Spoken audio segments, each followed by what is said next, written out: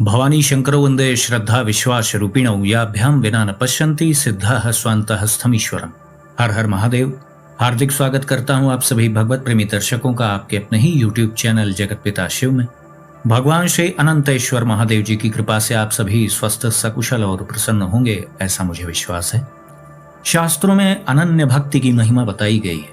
अनन्य भक्ति का अर्थ है जहां पर अन्य कोई ना हो, अन्य अपने इष्ट के अतिरिक्त अन्य किसी की याद ही ना हो, उसका स्मरण ही ना रह जाए। दूसरे शब्दों में कहें कि इष्ट के अतिरिक्त और कुछ रह ही ना जाए बाहर और भीतर, तो वही अनन्य भक्ति है। मन अन्य विषयों में भी रमा रहेगा तो आप अनन्य भक्ति के मार्ग पे चल नहीं पाएंगे। और काम बनना है अनन्य भक्ति से ही। आपके कोई भी इष्ट हो सकते हैं, लेकिन आपका समर्पण उनके प्रति कितना है, यह तो अपनी ही जांच करने पर स्वयं पता चलेगा। ये कोई बाहर से दूसरा व्यक्ति नहीं बताएगा। हाँ, कुछ लक्षण बता सकता है कोई, तो उसके द्वारा आप अपनी जांच कर सकते हैं, लेकिन करना स्वयं पड़ेगा। तो अनन्यता क्यों नहीं हो पाती है, क्या बाधाएं आती हैं? साफ साफ कहें तो भगवान में दृढ़ विश्वास क्यों नहीं हो पाता है? इसका कारण मात्र इतना है कि हमें जाना कहीं और है और हम चल किसी अन्य ही दिशा में रहें, दिशा ही गलत पकड़े हुए हैं। तो लक्ष्य की पूर्ति होगी कैसे? अनन्यता तो तभी जागृत होगी जब अद्भुत आनंद की प्राप्ति होगी। जो बड़े बड़े तपस्वी हैं, महापुरुष हैं, तो वो बिना आनंद प्राप्ति के ही क्या इष्ट के भजन में लगे हुए हैं। जो सन्यासी होता है वह भौतिक जगत के सुखों का परित्याग इसी विश्वास पर तो करता है कि भगवत प्राप्ति के मार्ग पर जगत के आनंद से भी अत्यधिक बड़ा आनंद प्राप्त होगा। आत्मानंद को वो प्राप्त हो जाएगा तो उसका तो बड़ा लक्ष्य सिद्ध होगा। आत्मस्वरूप की उपलब्धि हो जाने के बाद यह भौतिक जगत का आनंद किस काम का है? मुख्य बात यह है। तो आपकी उतनी श्रद्धा नहीं हो पा रही है। सबकी उसी स्तर की श्रद्धा तो होती नहीं, लेकिन पूजा पाठ तो सभी करते हैं। यहाँ पर समझने वाली बात यही है, 100 लोग माथा टेक रहे हैं तो उसमें सबके सब एक ही स्तर के शरणागत नहीं है। कोई बहुत अधिक शरणागत है, कोई उससे थोड़ा अधिक है, कोई बिल्कुल नाम मात्र का शरणागत है कि बस हाथ जोड़ लिया, प्रणाम कर लिया, हे प्रभु कृपा बनाए रखना, बस इतनी ही मात्र वो प्रार्थना करता है। कोई और अधिक शरणागत है तो वो थोड़ा प्रभु की और सेवा करता है। तो इसी प्रकार से जितना समर्पण का स्तर होगा उतना अधिक चिंतन होगा। मन तो संकल्प विकल्प बनाता है। मन से क्या मतलब है? मन तो बस प्रारंभ में काम देगा। अंतःकरण में 4 चीजें हैं, मन, बुद्धि, चित्त और अहंकार। तो चित्त का कार्य चिंतन करना है। मन तो संकल्प विकल्प बनाता है और एक बार में एक ही कार्य करेगा, या तो चित्त या तो मन। तो चित्त यदि इष्ट के चिंतन में व्यस्त है तो मन इधर उधर भागेगा ही कैसे? क्योंकि एक बार में एक ही सक्रिय हो सकता है। इष्ट के चिंतन से, भगवत चिंतन से यदि आनंद की प्राप्ति न हो तो फिर कोई चिंतन करेगा ही क्यों? प्रारंभ में ऐसा नहीं होता है। आप बीज बोते हैं तो वो वृक्ष बनने में थोड़ा समय लेता है। प्रारंभ में ही लोग कसौटी करने लगते हैं तो उसी में मामला बिगड़ जाता है। यह तो समझने और सोचने का विषय है कि हर कार्य करने में कुछ निर्धारित समय लगता है। आप स्वयं भी इस जगत में आए तो कुछ समय लगा ना आपको, कि डायरेक्ट बस धरती पर ही चले आए। वृक्ष भी फल देने में समय लगाते हैं, पौधे भी पुष्प देते हैं तो उन्हें भी समय लगता है। सब कुछ कार्य अपने निर्धारित समय पर होता है। कार्य तो प्रथम दिवस से ही प्रारंभ हो जाएगा जिस दिन आप दृढ़ संकल्प ले लेंगे। दृढ़ संकल्प का अर्थ है कि आप अपने इष्ट की ओर दृढ़ता पूर्वक चल दिए हैं। अब कोई संभावना नहीं बची कि आप वापस लौट सके। तो बस यही है वास्तविक दृढ़ संकल्प। सबसे पहले तो आपको अपने इष्ट का ही चुनाव करना है। जिनके इष्ट भगवान महादेव जी हैं, भगवान शिव जी हैं, तो वो लोग शिव नाम जाप कर सकते हैं, शिव जी के मंत्रों का जाप कर सकते हैं, उन मंत्रों का जिनका सबको आदेश है। जिन मंत्रों के लिए गुरु दीक्षा की आवश्यकता है उन मंत्रों को गुरु दीक्षा लेकर के ही जपना चाहिए। विशिष्ट लाभ जिन्हें प्राप्त करना है। बाकी हर प्रकार से श्रवण, कीर्तन और मनन ये तो प्रमुख साधन हैं ही। अपने इष्ट के संबंध में अधिक से अधिक श्रवण करने का अभ्यास, प्रभु के नाम का संकीर्तन और प्रभु का ही मनन अर्थात चिंतन, सतत चिंतन। अधिक से अधिक शब्द का प्रयोग मैं इसलिए करता हूँ जिसमें लोग अधिक से अधिक प्रयास करें। ये तय करने की क्या आवश्यकता है कि हम इतने माला नाम जाप करेंगे? अधिक से अधिक प्रयास करिए। नाम जाप तो चलते फिरते, उठते बैठते किसी भी परिस्थिति में हो सकता है। तो विभिन्न माध्यमों के द्वारा, विभिन्न प्रकार के साधनों के द्वारा, जैसा कि पहले भी मैं कई वीडियोस में बता चुका हूँ, साधन बहुत प्रकार के होते हैं। तो हर साधक विभिन्न प्रकार के साधनों का सहारा लेकर के अपने इष्ट की ओर उन्मुख होता है, बढ़ता है, अपने और इष्ट के मध्य की दूरी को कम करने का प्रयास करता है। प्रयास करने वाला ही सफल भी होता है। तो अनन्य चिंतन क्यों नहीं हो पाता है? अनन्य भक्ति क्यों नहीं हो पा रही? ईश्वर में दृढ़ विश्वास क्यों नहीं हो पाता है? जब तक आपका साधन आपके संचित पाप कर्मों को शून्य नहीं कर देगा, तब तक वह परम आनंददायक स्थिति आने वाली नहीं है। जब साधक का जो साधन है वह उसके संचित पाप कर्मों को नष्ट करने लगता है, तभी थोड़ी दिव्यता प्रकट होती है। और इसके साथ साथ उसके लिए वर्तमान में भी पाप कर्मों से दूरी बनाए रखना आवश्यक होता है। वरना एक तरफ आप मिटाते चलेंगे, एक तरफ आप नए प्रकार के नए पाप कर्म करते चलेंगे, तो उससे कोई लाभ थोड़ी होगा। अपने ऊपर संयम भी आपको रखना है। नहीं करने वाले कार्यों को आपको नहीं करना है। और आपका साधन यदि प्रभावशाली है तो लक्ष्य की पूर्ति अवश्य होगी। आप अपने इष्ट से विमुख हो ही नहीं पाएंगे, क्योंकि जहां आनंद प्राप्त होगा वहीं तो आप लगेंगे, आपका चित्त वहीं तो जाएगा। अब इस आनंद की बात हो रही है तो चलिए एक महत्वपूर्ण श्लोक पर ध्यान देते हैं। निद्रादौ जागरस्यांते यो भाव उपजायते तम भावम भावयन् साक्षात् दक्षयानंदमश्नुते। अर्थात निद्रा के आदि में यानी निद्रा के प्रारंभ में तथा जागृत अवस्था के अंत में यानी जागी हुई जो हमारी अवस्था है उसके बिल्कुल अंतिम छोर पर, बिल्कुल अंत में जो भाव उत्पन्न होते हैं, उस भाव का चिंतन करता हुआ मनुष्य साक्षात अक्षय आनंद का अनुभव करता है। ये वशिष्ठ दर्शन का श्लोक है। तो जागृत अवस्था और निद्रा अवस्था, इन दोनों के मध्य की कड़ी है वो जो अद्भुत आनंद है, अक्षय आनंद है। जो यह अक्षय आनंद किसे प्राप्त होता है?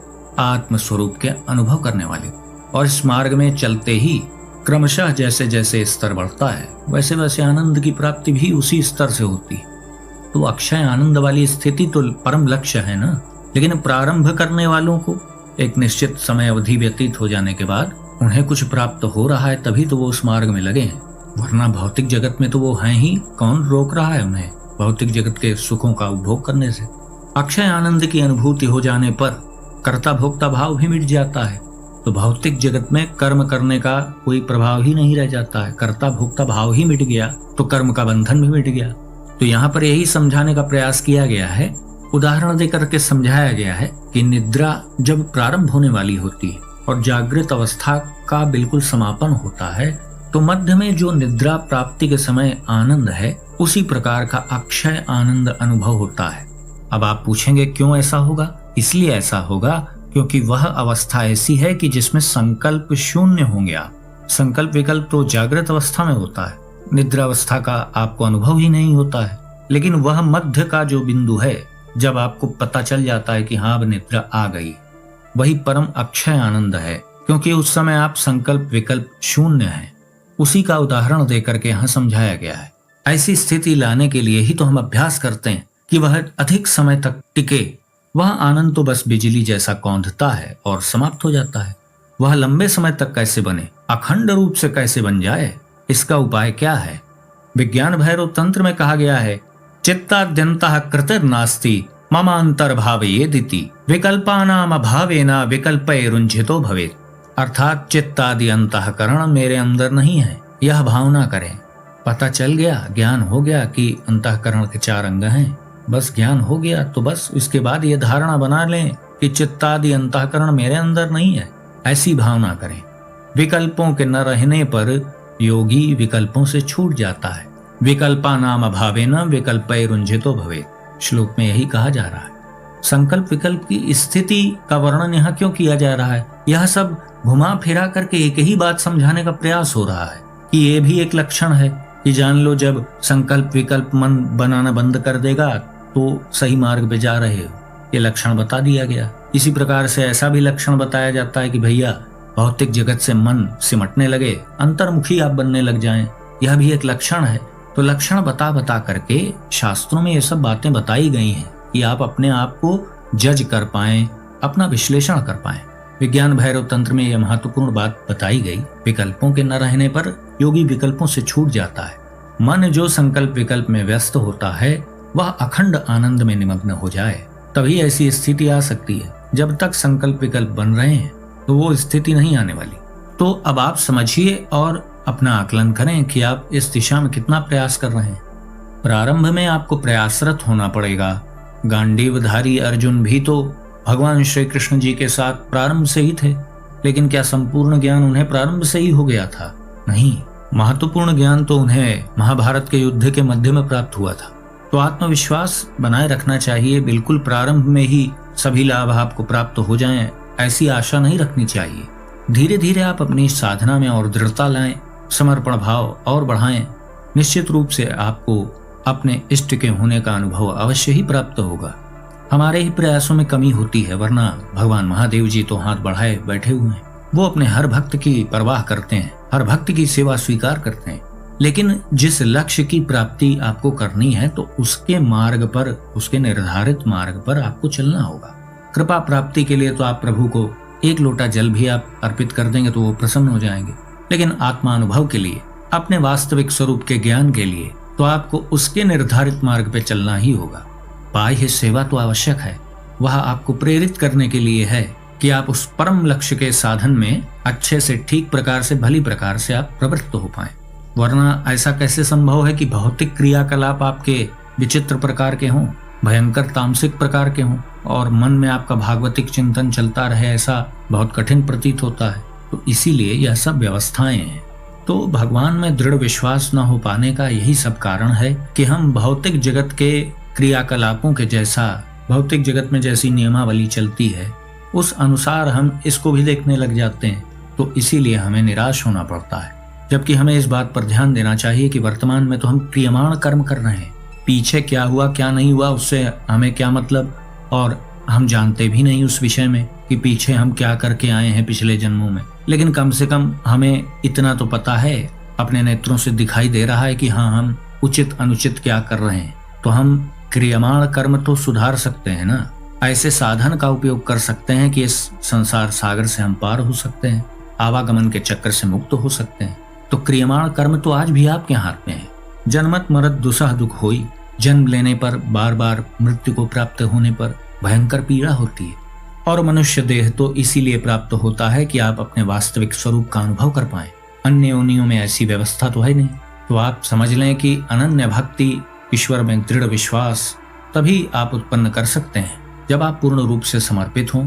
वर्तमान में सुखपूर्वक जीते हुए व्यक्ति को यह अनुभव नहीं होता है कि मृत्यु के समय क्या होगा, मृत्यु के पश्चात क्या होगा, आतुर काल में क्या होगा, या ऐसा भी हो सकता है कि अकस्मात ही ऐसा संयोग बन जाए। तो सदैव उसका हमें स्मरण रखना चाहिए जब यह भौतिक वस्तुएं किसी मूल्य की नहीं रह जाएंगी। क्योंकि भौतिक जगत के व्यक्ति, वस्तु, स्थान तो वहीं तक है ना, उनकी वहां गति नहीं है जहां आप जाएंगे। और कुछ ना समझ में आए तो इससे भी समझ लेना चाहिए कि जीव यदि सभी प्राणियों में समान रूप से व्याप्त है, तो क्यों मुझे ही मनुष्य जन्म प्राप्त हुआ है? क्यों नहीं मैं केचुआ बन गया? क्यों नहीं मैं चींटी बन गया? हो सकता है चूहा बन जाते आप, या कोई अन्य जीव जंतु बन जाते, या कोई कीटाणु बन जाते। लेकिन आज आप वर्तमान में आप मनुष्य योनि में हैं। आगे पीछे का आप कुछ मत सोचिए। जीव सभी में होता है, ये आप मानते हैं। चींटी में भी उतना ही जीव होता है जितना मनुष्य में होता है। सभी में जीव होता है। लेकिन ये आप देखें कि वर्तमान में तो आप मनुष्य बने हैं ना, पीछे का आपको स्मरण नहीं है। यदि यह आप कह रहे हैं कि आगे पीछे का किसी को कुछ पता नहीं है तो कैसे मान लिया जाए? तो अब आप यहीं से सोच लीजिए कि आज आप सबसे उच्चतम योनि में बैठे हुए हैं, तो कुछ ना कुछ तो इसके पीछे का कारण होगा ना। तो इसी के अनुसार आप अनुभव कर लीजिए कि आप पीछे से कुछ अच्छा करके आए हैं, तो कुछ और अच्छा करके उस परम लक्ष्य को पाने के अंतिम पायदान को भी आप पार कर लीजिए। उसी का नाम साधना है। उसी के द्वारा अनन्य भक्ति प्राप्त की जाती है, भगवान पर दृढ़ विश्वास पैदा किया जाता है। फिर उसी के प्रभाव से जीते जी और मृत्यु के पश्चात भी वह साधक अपने इष्ट के साथ ही जुड़ा होता है। या मति सा गतिर भवेत, सीधा सा सिद्धांत है। जैसी मृत्यु काल में मति होती है वैसी ही उसकी गति होती है। जो सदैव इष्ट को याद करेगा, अपने इष्ट का चिंतन करेगा, उसी को तो अंतिम क्षणों में वो याद आएंगे। जीवन भर आप उन्हें स्मरण करिए, तो जब आपको उनकी परम आवश्यकता होगी तो वो आपका सहयोग करेंगे। यही सीधा सा इसका रहस्य है। भौतिक जगत का चिंतन इसमें बाधक है। इसीलिए ये कहा जाता है कि अपने इष्ट का चिंतन करो, अपने इष्ट का नाम जाप करो, मंत्र जाप करो। जिस भी साधन से आप उनसे अधिक जुड़ सकते हैं उसी का प्रयास करना चाहिए, क्योंकि मुख्य लक्ष्य यही है कि आपका चित्त आपके इष्ट से जुड़ जाए अंतिम निर्णायक रूप से। अभी तो चित्त लगता है हट जाता है, लगता है हट जाता है, परमानेंटली लग जाए, उसी के लिए आप साधन करते हैं। तो अनन्य भक्ति प्राप्त करने के लिए साधन परायण होना पड़ेगा, अपने इष्ट के प्रति पूर्णतः समर्पित होना पड़ेगा। फिर अनन्य भक्ति का प्राकट्य होगा तो अक्षय आनंद कैसा प्राप्त होगा?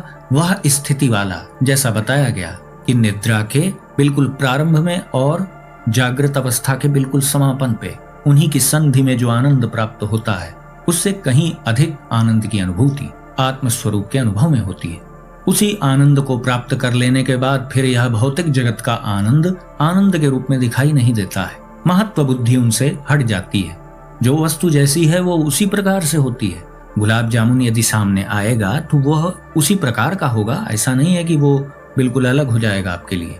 लेकिन आपके भीतर जो उसको देख करके उसकी प्रियता के कारण जो आनंद की उत्पत्ति होती थी, जो मुंह में लार टपक जाती थी, वो स्थिति नहीं आएगी। यही सब बातें शास्त्रों में समझाने का प्रयास किया गया है कि उस अखंड आनंद को प्राप्त कर लो तो फिर ये छोटे छोटे आनंद किसी काम के नहीं है। और उस अखंड आनंद को प्राप्त करने वाला तो परम श्रेष्ठ है ही, और उस दिशा में प्रयासरत व्यक्ति भी जो साधक है, जो सिद्ध नहीं हुआ है, वह भी परम श्रेय का पात्र है। क्योंकि जो साधक है वही तो कभी सिद्ध बनेगा, कोई 1 जन्म में, कोई 2 जन्म में, कोई 5 जन्म में। इस मार्ग का लक्ष्य जब तक पूर्ण हो नहीं जाता तब तक यह यात्रा रुकती नहीं। तो आज का वीडियो हम यहीं समाप्त करते हैं। आशा करता हूं जो भी जानकारी आपको दी गई वो आपको अच्छी लगी होगी। यदि वीडियो आपको पसंद आया तो इसे लाइक करें, अपने मित्रों बंधु बांधवों के साथ शेयर करें। चैनल का वीडियो यदि आप पहली बार देख रहे हैं तो कृपया इस चैनल को सब्सक्राइब करें। तो भगवान श्री धुंधुरेश्वर महादेव जी से मैं ऐसी प्रार्थना करता हूँ कि वो आप सभी को सदा सुखी, स्वस्थ और ऊर्जावान बनाए रखें। मिलते हैं अगले वीडियो में एक नई और उपयोगी जानकारी के साथ। तब तक के लिए आप सभी भगवत प्रेमी भक्तों को हर हर महादेव।